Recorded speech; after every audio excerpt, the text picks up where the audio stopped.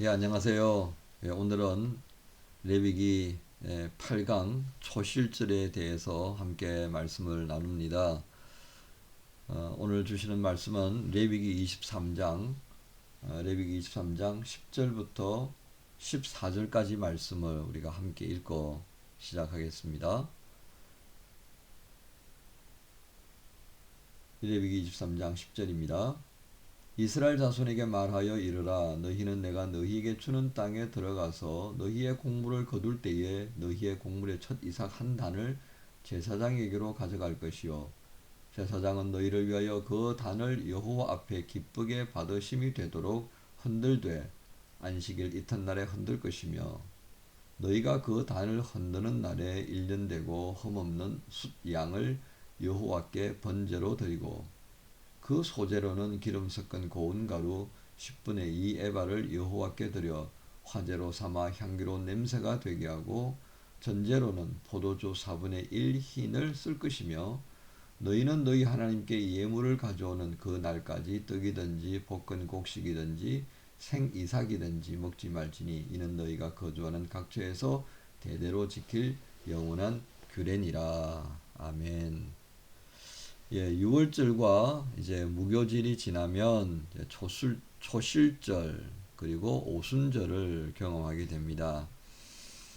초실절을 여러분 이렇게 생각하시면 되겠습니다. 이제 본격적인 추수, 여름 곡식의 추수가 시작될 때 첫 번째 배어내는 곡식단을 여러분 생각하시면 되겠습니다. 자, 이게 어떤 의미가 있겠느냐? 한번 생각해 봐야 되겠죠, 그죠? 예, 성령이 없는 사람은 자신의 죽음이 곧 마지막을 뜻한다고 생각을 해요.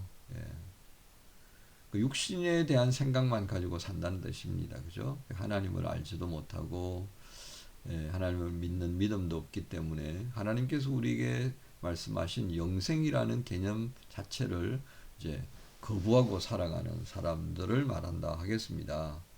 그런데 성령께서 우리 가운데 들어오시고 물론 믿음으로 그리스도를 주라 고백하면서 시작되어지는 은혜입니다. 그렇죠?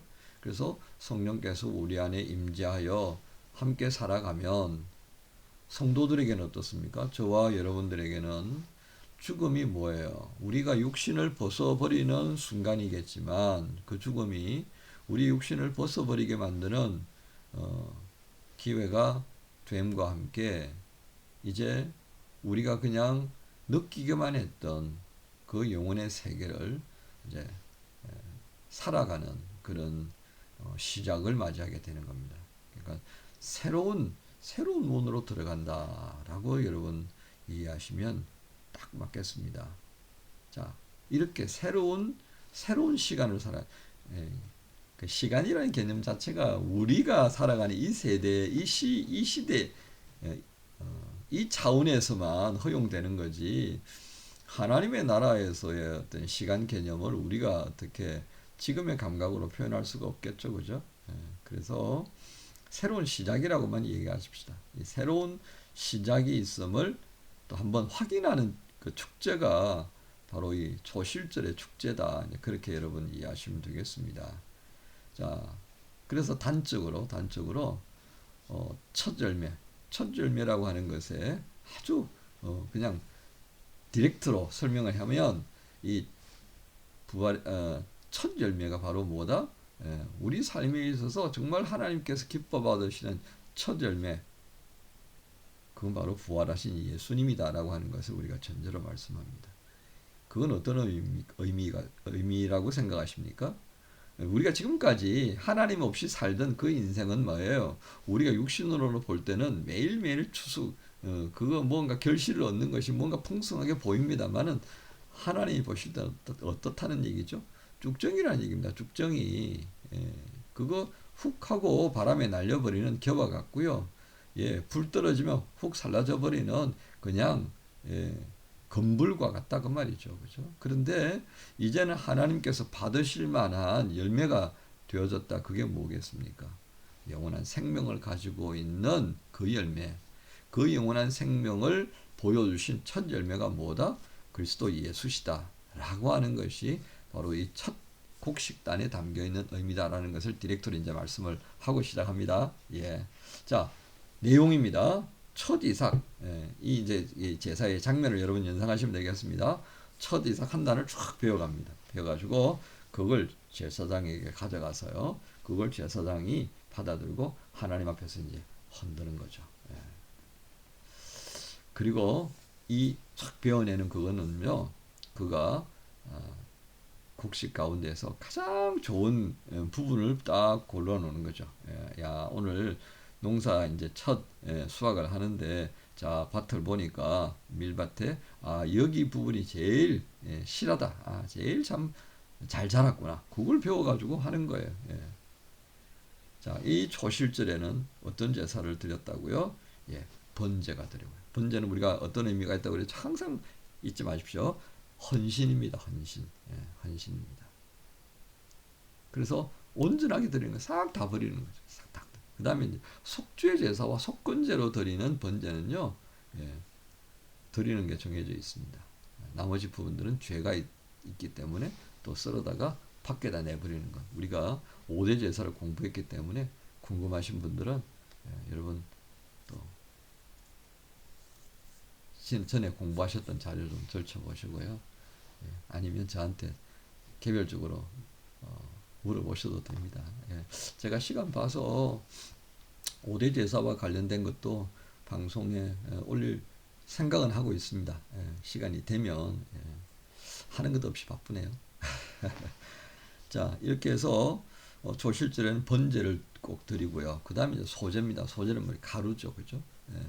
그 곡식을 이제 빻아서 하는데, 이 초실절에 드리는 그 소제가요, 만약 첫 곡식으로 하면 이게 마르지 않아서 좀 어렵습니다. 그래서 이건 볶습니다. 볶아서 드리게 되니까 정상적인 소제가 되질 않습니다.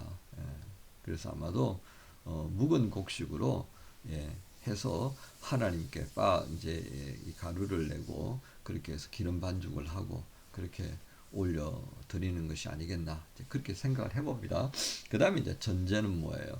포도주를 부어서 그 향으로 이제 올려 드리는 이 제사. 어쨌든 이 모든 제사는 뭐예요? 하나님께 기쁨으로 올려 드리는 그런 제사인 거지. 속죄 제사나 속건제와 같은 그런 문제가 생겨서 드려지는 그런 제사하고는 구별이 된다. 그러니까 소위 말하는 파이언입니다. 그죠? 예. 자, 이 의미가 뭐냐? 우리의 모든 첫 것은 우선 하나님의 것이다 라고 하는 것을 전제로 합니다. 내가 얻는 모든 것의 첫 번째 것, 이건 하나님의 것이다. 우리 교회에서 어떤 의미가 통할지 모르겠습니다만, 저를 이제 파송한 교회에서는 그런 헌금을 해요. 이제 선교 헌금이라고 그렇게 하는데요. 그 가정에 이제 그 첫째 아이의 이름으로 선교 헌금을 하나님 앞에 이제 이렇게 드려요. 그게 뭐냐면 그냥 의미 부여를 한 겁니다. 이 첫 아이는 하나님께서 우리에게 주셨고, 이 아이의 생명은 하나님의 손에 있습니다. 그래서 이 아이를 우리가 그렇게 하나님께서 주셨다는 것으로 인정하고 하나님께 올려드립니다. 하나님의 것입니다를 고백하는 거예요. 그러니까 하나님이 뜻하시는 대로 쓰십시오. 가장 중요한 것은 구속사적인 삶을 살아야 하는데 본인이 하나님께로부터 소명을 받고 가면 좋겠지만 아직 그것이 분명하지 않으니만큼 이 아이의 이름으로 우리가 선교 헌금을 드리겠습니다. 이제 이렇게 해서 헌금을 드리는 프로그램이 있어요. 저희가 여러분들도 한번 좀 생각을 해보십시오.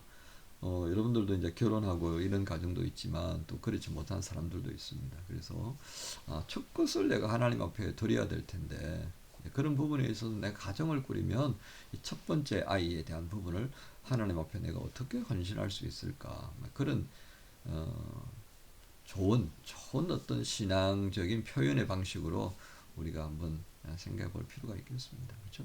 예. 자, 그래서 우리의 모든 첫 것은 하나님의 것을 의미하고요. 초실절은 모든 추수의 드림을 상징하는 것이다. 첫 번째. 그래서 오늘 추수합니다, 하나님. 오순절까지 우리가 추수를 다 할 텐데요. 그 모든 추수가 바로 하나님의 것입니다. 그래서 처음 배는 이거 내가 하나님께 드립니다라고 하는 고백적인 차원에서 드리는 서약. 모든 거 다 하나님의 것입니다. 또 감사합니다. 이런 의미를 담아 사는 것이다. 그 다음에 이제 아까 전제적으로 제가 말씀드렸던 주님께서는 부활의 첫 열매가 되셨다라고 하는 것을 우리에게 말씀합니다. 자, 플러스 알파 하나 해드리겠습니다.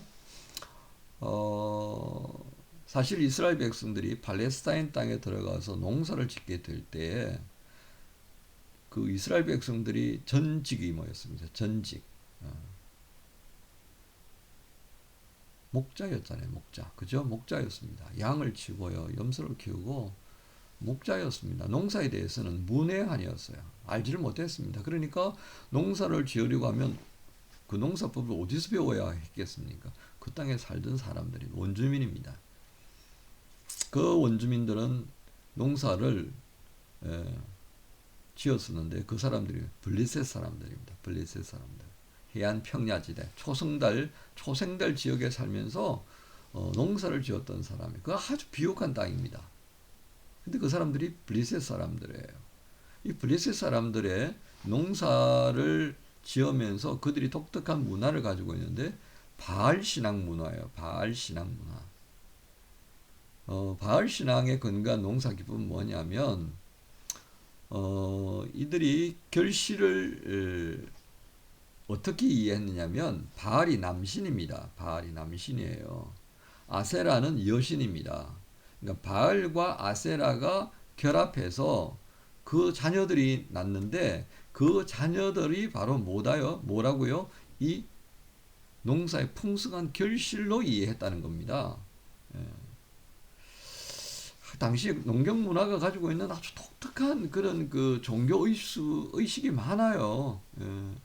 그래서 그 바알과 아세라의 그 혼인 관계, 그게 이제 어떻게 나타나느냐면 바알 축제로 나타납니다. 이 바알 축제는 그저 소위 말하는 그 당시에 모든 욕망이 어우러지는 파티예요. 모든 욕망이, 모든 성적인 그랜츠가 다 오픈되어 버리는 그 시기가 되어버린다고 말이에요. 그러니까 얼마나 문란했겠습니까?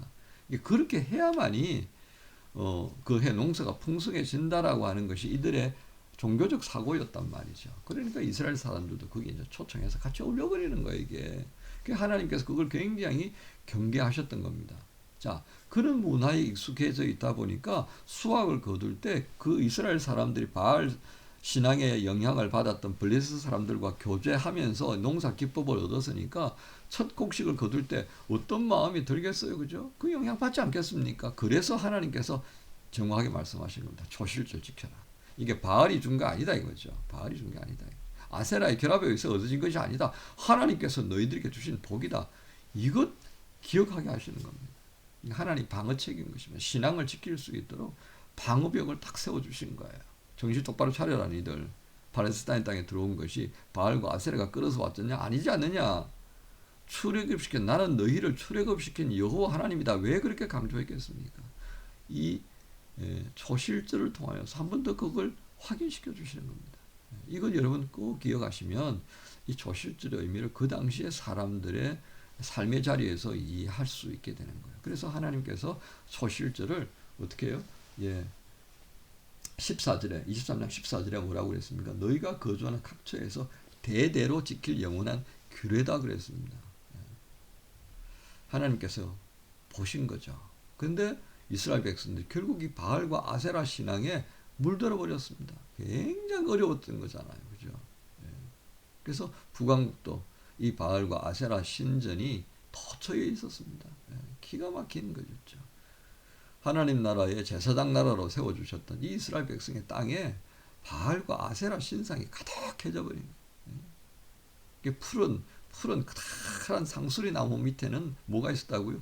이 신상들이 있었고요. 거기에 제단을 쌓고 제사를 드렸다는 거 아니겠습니까?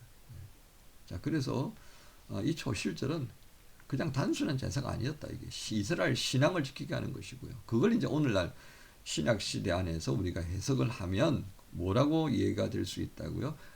부활의 첫 열매이신 그리스도께서 보여주시는 그런 의미가 바로 초실절에 있는 것이다. 그래서 우리 그리스도인들은 이 초실절을 보면서 부활의 첫 열매이신 그리스도 예수. 또 한 걸음 더 나가서 우리 삶의 모든 결실들을 얻게 된 것은 누구의 복주심이다? 주님이 복주신 것이지. 그 잡다스러운 이상한 신들에 의하여서 얻게 된 게 아니다 말이죠. 세상이 주는 만몬에 의해서 주어지는 그런 게 복이 아니다라는 사실을 여기서 한 번 더 확인할 수 있겠다는 것입니다. 그래서 고린도전서 15장 20절, 고린도전서 15장 20절부터 24절의 말씀 안에서 그러나 이제 그리스도께서 죽은 자 가운데서 다시 살아나사 잠자는 자들의 첫 열매가 되셨다는 이 말씀을 우리가 기억하는 거예요. 그래서 그걸 언제 기억해요? 저 주일 아침에 기억하는 겁니다. 그래서 주일날 여러분 예배드리러 오시기 전에 아침에 좀 일찍 일어나요. 늦게까지 주무시지 말고 조금만 일찍 일어나서 오늘 이 첫 열매 되신 그리스도 예수께서 그 은혜를 나에게 주셨고 오늘 그 감사를 가지고 주님 앞에 오늘 예배드리는 날이다. 이게 우리 그리스도인들의 정상적인 삶이 되어야 하지 않겠습니까? 주일이 되어도 세상 사람들과 똑같이 그건 아니잖아요. 그죠? 정신을 못 차리고 눈곱되게 바빠가지고 그렇게 주일 예배 안 드렸으면 좋겠습니다. 여러분 피곤한 거 젊은 날에 또 다 이해 못하는 바가 아니에요. 저도 그 시절 다 겪었잖아요. 그러나 조금 더 달랐으면 좋겠습니다. 조금 더 달랐으면 좋겠어요. 세상 사람들과 우리가 똑같이 생활하면서 주일 지낸다면 우리가 믿는다라고 하는 게 뭐겠습니까? 이것도 부담스러운가요? 자, 이 부활절의 제사를 한번 보십시다. 제사는 앞에서 말씀드렸던 것처럼 번제를 드렸고요, 소제를 드렸고요, 전제 부어드리는 제사를 드렸다는 거 보았고요. 자, 전제 제사를 드릴 때 어떻게 합니까? 그 담겨져 있던 부분들 다 쏟아 부어드리는 것으로 우리가 말씀을 쭉 읽을 수 있습니다. 자, 13절에 그 소재로는 기름 섞은 고운 가루 10분의 2의 발을 여호와께 드리되 화제로 삼아 향기로운 냄새가 되게 하고 전제로는 포도주 4분의 1 흰을 쓸 것이며. 자, 이렇게 부어드린다는 개념. 그리스도께서는 그 피를 우리의 구원을 위해서 다 쏟아 부어 주셨습니다. 그죠? 물과 피를 다 쏟아 주셨습니다. 이거 보면서 우리를 위해서 온전하게 헌신하셨고 번제로, 그죠? 우리를 위해서 온전하게 다 갈아서 형체가 없어졌단 말이죠. 하나님의 영광의 형체가 어디 있습니까? 그죠? 그 십자가에서 그저 부끄러움 온갖 수모 다 당하고 강도로부터는 막 욕까지 얻어먹었어요. 예수님께서 왜 욕을 얻어먹어야 됩니까? 분명히 말씀을 우리가 하자면 여러분과 제가 먹어야 될 욕 아니에요. 그죠? 내 덮여져 있는 욕을 사단이 오늘도 그거 덜추어내면서 지적하기 시작하면 우리가 어디에 설 수 있겠습니까? 설 수가 없습니다. 그걸 주님께서 덮어버리신 거죠. 이렇게 그 피 묻은 손으로 그 온몸으로 그렇게 우리를 덮어버리셨어요. 그렇게 생각하면 정말 한 방울까지도 우리를 위해서 아끼지 않냐고 주셨는데 우리 정말 좀 너무 무덤덤한 것 같아요. 주일 아침을 맞을 때 너무 무덤덤하게 주일날 교회 오는 발걸음이 너무 무덤덤한 거 아니냐. 제가 너무 욕심이 많아서 그렇습니까? 여러분 잘하고 계실 줄 믿지만 또 목사여서 제가 높아심으로 또 이렇게 한번 말씀을 드렸다 생각하시고요. 지금 하고 계시는 거 계속 하시기 바랍니다. 그래서 나의 삶의 전부를 드리는 삶이 이 주일을 통하여 한번 또 결단되는 겁니다. 그 제가 무교절하면서 말씀드렸죠. 우리에게는 병이 크게 두 가지가 있다고요. 다음에 하는 병, 다음에. 그 다음에 또 하다가 에이 뭐 다 그런 거지 그러면서 3일 만에 그만두는 병. 이걸 우리가 한번 생각해 보신다면 정말 온전하게 드려지기 위해서 끝없이 살피고 또 한 걸음 나가고 또 살피고 또 한 걸음 나가고 하는 삶이 그리스도께로부터 배워지는 삶이다 라고 할 수 있겠습니다. 자, 그러면서 초실절의 제사에 있어서 또 기억해야 될 부분이 있다면 초실절을 지키기까지 처음 거둔 열매는 먹을 수 없었다는 겁니다. 이게 뭐예요? 초실절이 다 끝나야지. 그래서 여기 말씀에 보면 이 절기가 다 끝날 때까지 각처에서 대대로 지키라고 그러셨고요. 이 일정이 끝나야지 조실절 제사가 다 끝나야지 그 다음에 우리가 또 거둔 곡식을 가지고 일꾼들도 함께 먹고 마시는 축제를 이제 벌이게 되는 것입니다. 자, 베드로전서 말씀을 한번 볼까요? 베드로전서 1장 3절 4절 제가 읽겠습니다. 우리 주 예수 그리스도의 아버지 하나님을 찬송하리로다. 그의 많으신 긍휼대로 예수 그리스도를 죽은 자 가운데서 부활하게 하심으로 말미암아 우리를 거듭나게 하사 산 소망이 있게 하시며 썩지 않고 더럽지 않고 쇠하지 아니하는 유업을 있게 하시나니 곧 너희를 위하여 하늘에 간직하신 것이라. 그렇습니다. 자, 이 말씀들을 우리가 그 마음에 기억하면서 이 유업을 있게 하시는 주님 앞에 감사하면서 우리가 조실절을 또 지키는 그런 자세. 이 조실절 우리는 언제 지킨다고 그랬죠? 주일날 아침에. 또 부활의 첫 열매 되신 주님 감사합니다. 네, 가장 좋은 것을 또 주님 앞에 드립니다. 또 여러분 결혼하신 분들은 여러분 첫 아이를 또 그만 보시고 기도하는 거예요. 하나님 우리 가정에 이 첫 열매 주신 것을 감사합니다. 이 첫 열매가 주님의 것임을 고백합니다. 그렇게 또 기도하고요. 둘째가 알 수 있도록 티내지는 마시고요. 티내면 그것도 또 소외감 느끼겠어. 그렇게 생각하시고요. 자, 레위기 23장 14절에 너희는 너희 하나님께 예물을 가져오는 그날까지 덕이든지 볶은 곡식이든지 생식이든지 생이삭이든지 먹지 말지니 이는 너희가 거주하는 각처에서 대대로 지킬 영원한 규례다. 자, 이제 적용을 좀 한번 해보십시다.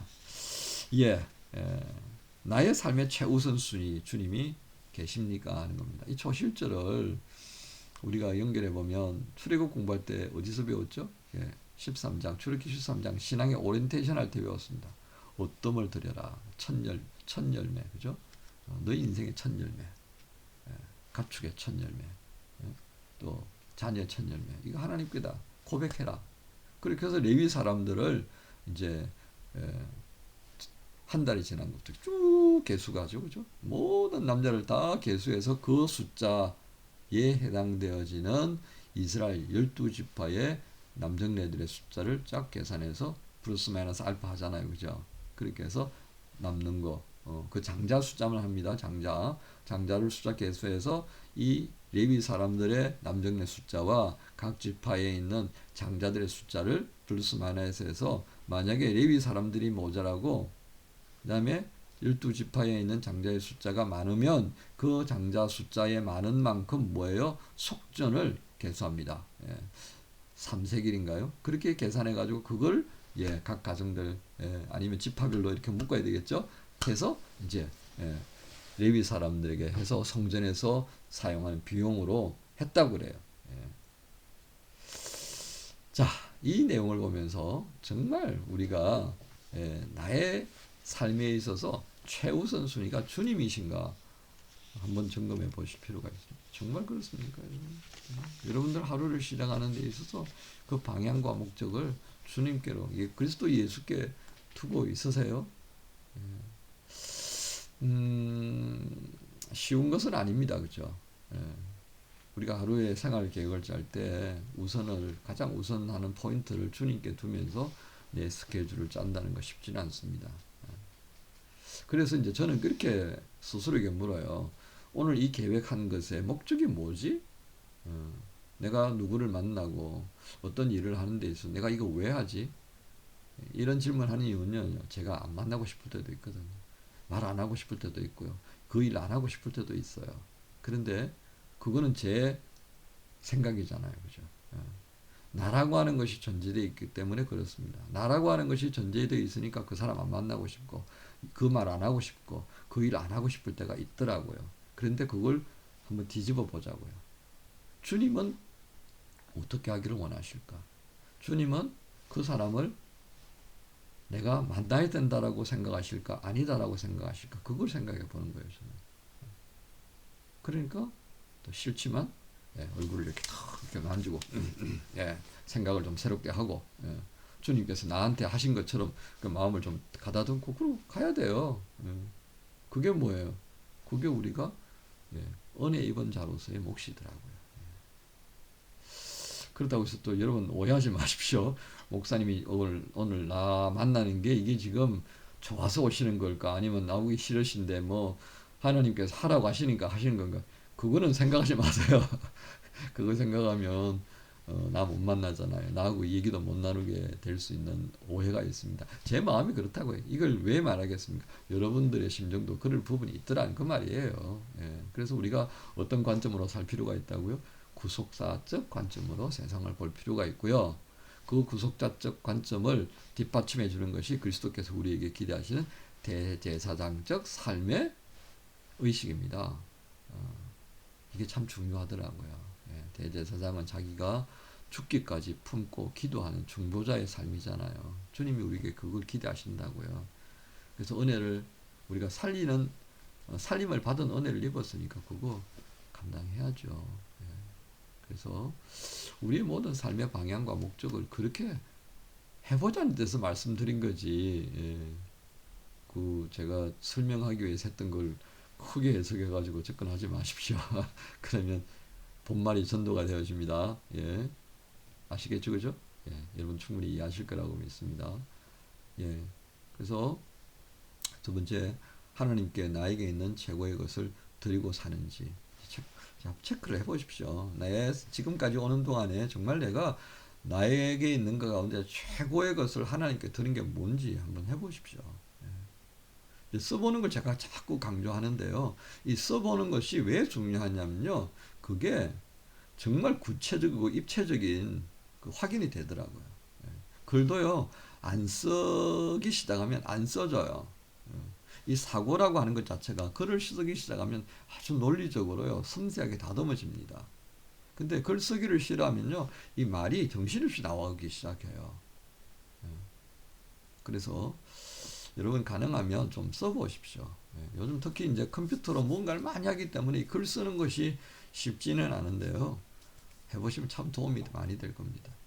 저는 지금 이제 매일매일 쓰는 것이 예전엔 일기를 쓰면서 어떤 때는 일주일에 2번 쓸 때도 있고 그렇기도 했습니다만 이제 2018년 11월부터인가요? 정말 제가 안 빠지고 계속 쓰고 있으니까 이제는 글 쓰는 것이 굉장히 익숙해져 있습니다.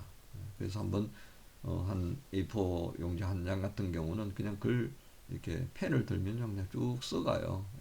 그러니까 쓰면서 생각을 정리하고 그렇게 하는 것이 익숙해지기 시작하더라고요. 여러분도 해보십시오. 자꾸 이게 자판만 두들기다 보면요, 글 쓰는 것이 힘들어져 가고 사고도 자꾸 기계적으로 바뀌어져 가는 것을 보게 되는 요즘 현 시대예요. 그래서 여러분 글 쓰는 걸 조금 한번 해보십시오. 그래서 이제 이런 평가할 때 자기 평가를 할 수 있잖아요. 그죠? 남들이 보기에는 그렇지만 그걸 아침 묵상이라든지 이런 관점 한번 써보십시오. 그리고 가능하면 쓸 때 이게 노티즈 하듯이 그렇게 쓰지 마시고요. 예. 논술적인 측면에서 쭉 기술을 하세요. 그게 여러분들에게 굉장히 유용합니다. 굉장히 유용해요. 그 다음에 이제 세 번째, 부활의 첫 열매 되신 주님의 모습을 보면서 여러분 부활을 믿느냐 말이죠. 여러분들이 정말 부활을 믿으며 사는지를 한번 물어보세요. 스스로. 나 부활을 믿고 살아가는 거예요. 나 주님의 다시 오신다는 재림을 믿고 살아가는 거예요. 그렇게 한번 되물어 보십시오. 정말 진지하게 다 자주 되물어 보셔야 됩니다. 여러분 구원을 받았는지에 대한 자신의 되물음. 나는 주님의 부활을 정말 믿으며 살아가고 있는지에 대한 되물음. 나는 주님이 다시 오실 것이라고 말씀하셨는데 그것을 내가 믿고 살아가는지에 대한 되물음.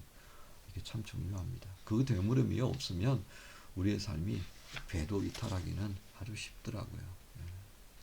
여러분 오늘 초실절까지 말씀을 나누었습니다. 오늘도 여러분 이 말씀 통해서도 여러분들의 믿음 생활들이 더 풍성하여져가는 그런 오순절날에 그런 풍성한 곡식의 추수를 함께 또 기뻐하고 누릴 수 있는 그런 평생의 삶이 되길 바랍니다. 감사합니다. 교재는 역시 제가 여러분들 찾아볼 수 있도록 또 그때 그 자리에 설명하는 자리에다 그대로 넣어두겠습니다. 평안하십시오.